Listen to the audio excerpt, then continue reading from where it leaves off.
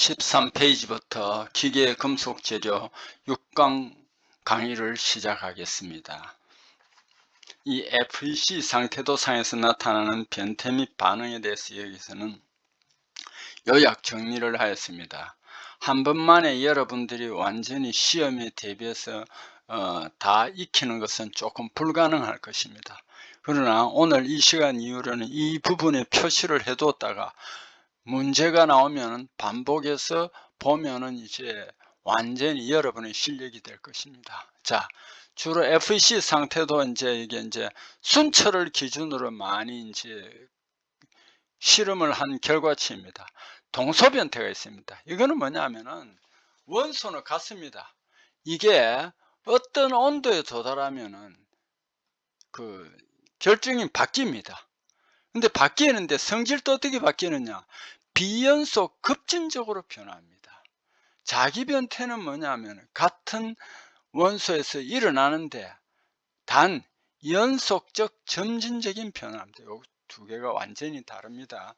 그 다음 상태도에서 지난번에도 한번 잠깐 여러분에게 소개를 했습니다만은 공정이라는 게 있습니다. 이거는 뭐냐면 액체에서 고체가 나오는 것이 정출인데 공동정출이다. 액체에서 고체, 고용체가 두 가지가 나오는 경우를 말합니다. 앞으로 고체라고 하기도 하고 고용체라고 하기도 하는데 고용체는 두 가지 이상 성분이 잘 섞인 겁니다. 그래서 고체와 고용체는 같다라고 이해해 주시면 되겠습니다. 공정은 액체에서 탄소 4.3%고 온도는 1130도입니다.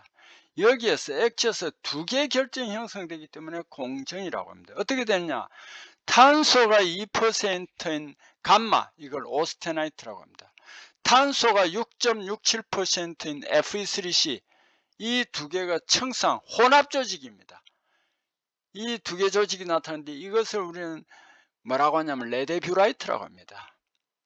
그럼 정출이라는 단어는 뭐냐면 액체에서 고체가 생성되는 것이다. 이렇게 이해하시면 되겠습니다.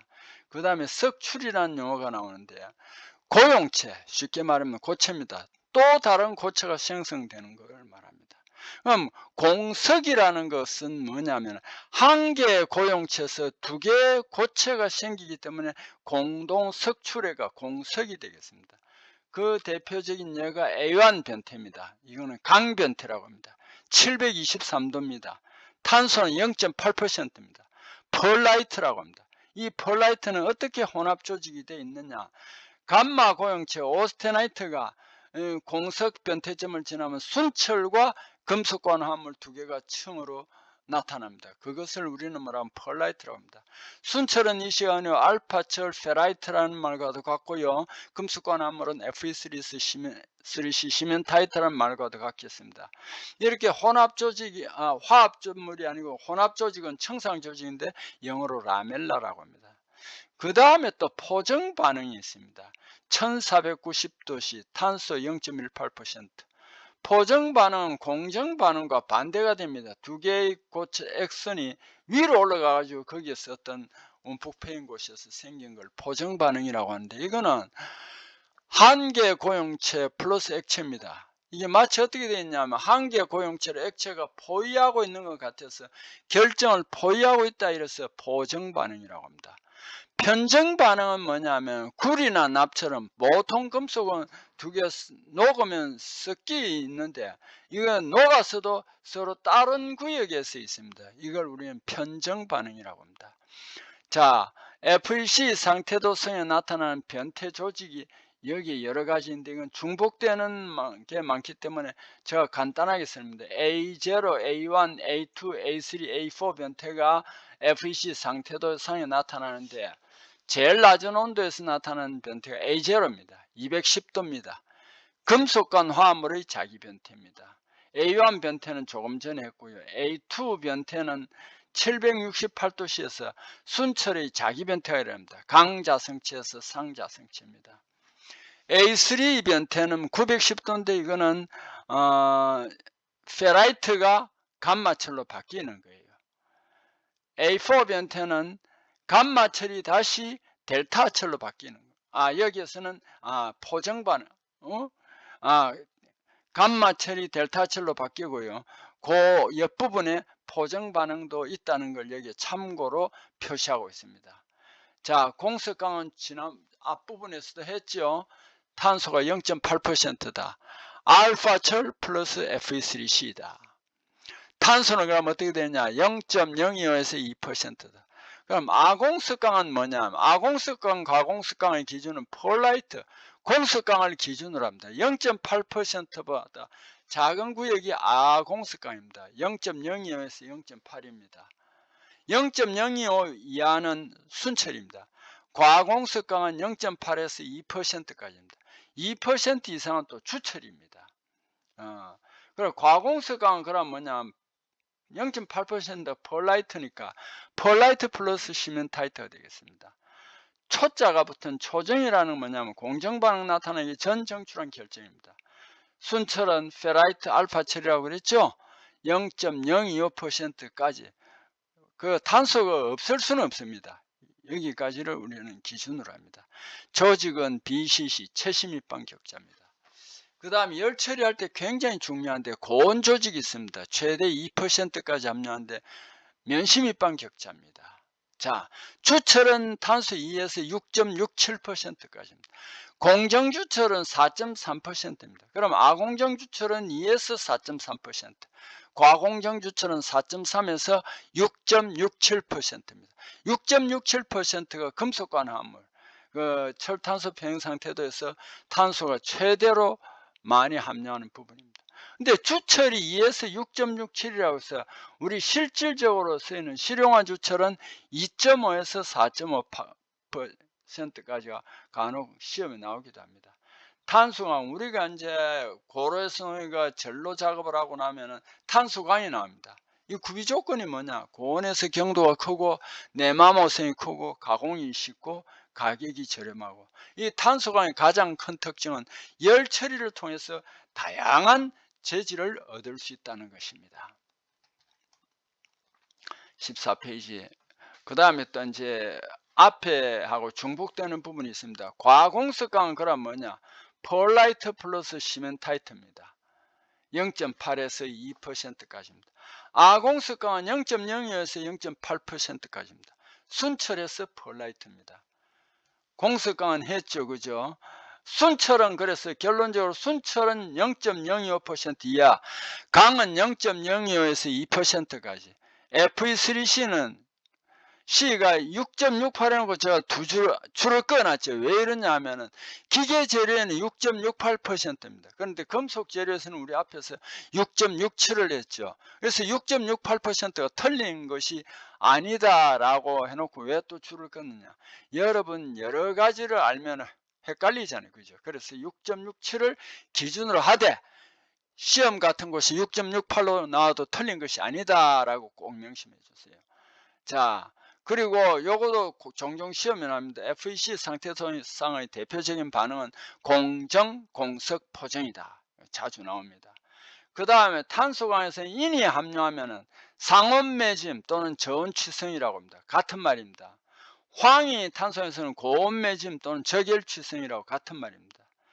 그리고 황하고 인이 재료에서 하면 편석을 유발합니다. 이제 공통점이죠. 그 대신 황은 주조할 때 유동성, 쇳물이 잘 흘러가야 되는 유동성을 악화합니다. 이는 반대로 유동성을 향상하기 때문에 유일하게 이는 주철에서는 어느 정도 함유되면 좋은 역할을 합니다. 자, 그 다음에 또 시험에 자주 나옵니다. 100점 화이트 스팟이라고 하는데 이거는 수소 때문에 그렇게 한다는 거 알고 있고요. 그 다음 항상 이제 이 시간 이후로 알아야 돼. 경도가 높으면요 소성 가공성은 떨어진다는 거, 반대 개념을 알아주시고요. 자, 고로에서 샘물을 녹였습니다. 뜨겁습니다. 그걸 그대로 전로 제거가 이제 정연하는 것은 용선입니다. 근데 주물용이나 전기로 이용했을 때는 이걸 일정한 케이스에 내가 덩어리로 만들어 가지고 형성을 만들어 가지고 식혀서 주물용이나 전기로 해서 입니다. 이것은 냉선이라고 합니다. 수소 매짐성, 조금 전에 100점 더 있었지만 헤어크랙이라는 용어도 나옵니다. 이거는 200 내지 250도씨, 이 온도가 여러 곳에 많이 쓰이니까 꼭 알아두세요. 자, 탄소 강한 청열 매짐이라는 게 있습니다. 이거는 뭐냐면 200 내지 300도씨 비슷하죠. 원인은 질소다 하는 그런 이제 원인이 밝혀졌습니다. 그러면은 이 질소가 없어야 되잖아요. 그죠? 그래서 진공용, 공기 중에서는 질소가 많으니까 진공용해를 하거나 알루미늄이나 티탄 등을 넣어서 탈산 탈지를 할 수 있습니다. 응력 연신율 변형 곡선 뒷페이지에 그래프가 있습니다만은, 자, 여기서 시험에 자주 많이 나옵니다.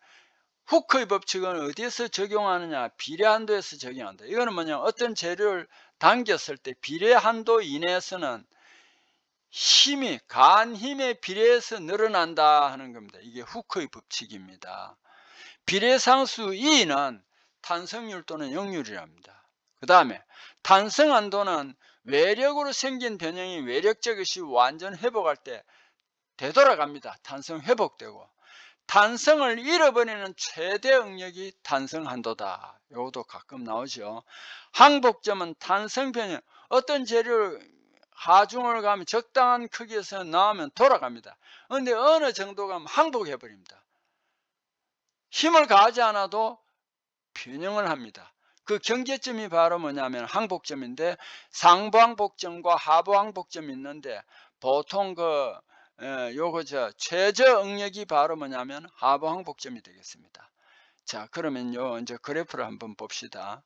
자, 여기서 여기 A가 뭐냐면 비례한계입니다. 여기서 A까지 가는 게 후크의 법칙이 적용되고, E는 탄성한계입니다. 이걸 넘어서면은 하중을 가하지 않아도 소성 변형 쪽으로 가고, B는 상부항복점입니다. 예, 톱니 쪽 위쪽입니다. 그 다음에 E는 이제 탄성한계로, C는 뭐냐면은 하부항복점입니다. 밑에입니다. 자, 이 항복점을 지나면 재료가 쭉 늘어납니다. D가 있죠. 최대 하중입니다. 여기에 가면 이제 끊어지기 직전입니다. 그래서 우리가 인장강도 계산할 때 요 D, 끊어지기 직전의 이 하중을 가지고 인장강도를 계산하는데, 보통 옛날에 크게 인장강도 시험지가 좋지 않을 때는 어떻게 하느냐 하면은, 항상 최대 인장 하중을 원단면적으로 나눈다 했습니다. 원단면적이 뭐냐? 원단면적이 뭐냐 하면은, 이게 이제 기계 이제 끊어지기 직전에 우리가 단면을 재울 수 없잖아요. 그죠? 끊어지기 직전에 단면을 재울 수 없습니다. 자동이니까. 수동으로 어떤 인장강도 시험하는 걸 시험하기 전에 면적을 재었습니다. 그게 원단면적입니다.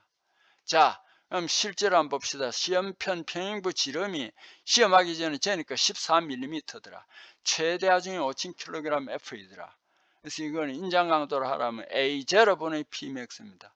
본래 이제 시험하기 전에 지름이 14라고 그랬잖아요. 77 곱하기 3.14분의 최대 하중이 5000이니까 이렇게 된다 하는 거 이해하시고, 연신율은 뭐냐면, 이것도 이제 요즘은 다르지만 이제 재래식 인장시험기에서는 시험편 하고자 하는 두 곳의 거리를 펀치로가 찍어가 자로가 재입니다. 뭐 100이면 100이라고 재입니다. 재고 이제 이걸 하중어가 늘어뜨려서 깨졌을 때 살짝 갖다 대가 늘어난 길이를 재입니다. 그 관계를 계산하는 것이 연신율입니다. 샤르피 충격 시험은 뭐냐면, 호흡을 파는 시험편이 있습니다. 이 시험편을 호흡판 쪽을 반대쪽으로 해머를 들어 올려 가지고 떨어뜨립니다. 해머가 내려가면서 반대쪽에 충격을 주면은 깨집니다. 처음 올라갔을 때 각도는 보통 120도로 많이 합니다. 그 다음 내려갔을 때 깨진 각도는 그보다 낮습니다. 이걸 가지고 에너지 차를 구하는 시험입니다. 이게 인성 매짐성 측정입니다. 고급 주철 인장 강도는 30kg F/제곱밀리미터 이상입니다. 이걸 메가파스칼, 뉴턴을 고치는 건 여기 있으니까 여러분이 한번 차분히 한번 봐주세요. 압축 시험은 항복점 탄성계수 비례 한도를 측정합니다. 교번 하중이라는 말이 나오는데, 이거는 뭐냐면 주기적으로 이게 왔다 갔다 합니다. 정방향, 부방향의 반복적 작용 하중입니다. 카르만 소용돌이에 의한 풍직각 방향이라고도 하는데, 반복 하중은 여러분 알 수 있겠죠. 진폭과 주기가 왔다 갔다 오르락 내려가는 게 이게 반복 하중인데, 이 반복 하중이 왔다 갔다 하는 이것을 우리는 뭐라고 하냐면 교본하중이라고 합니다. 그럼 가름한 소용돌이는 뭐냐? 유체 동력학에서 나타나며 둥근 물체 둘레 유체가 불완전하게 분리되는 기류 발생하는 소용돌이 반복 패턴을 말합니다. 여러분 6강 강의 듣느라고 수고했습니다. 감사합니다.